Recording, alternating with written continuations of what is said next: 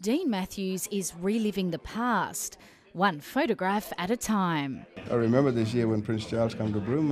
It was back in the early days of, I think it was back in the early 83. He's trawling through hundreds of black and white images showing the town of Broome over the past 60 years, as part of a large-scale return of photographs to Aboriginal communities across the state. Not a lot of Indigenous people would have had cameras back in those days, so to see these images, of their forefathers, foremothers, and in my personal opinion, I think it's very powerful and an interesting thing to have.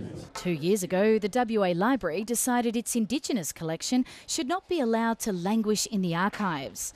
So it set about digitising the photos. So far, 5% of an estimated 100,000 images have been processed. There are photos in there of people with neck chains, but there's also people of first contact with white people straight from the bush, and there's other sort of weddings and Easter time and Christmas, and there's so many different events and activities reflected in the system. Many of the photographs remain a mystery. This one here, for example, is simply labelled Roebourne 1948. So the collections are being loaded into this digital database so the public can help identify the people and places shown. When the families depicted are known, the photos are being handed back.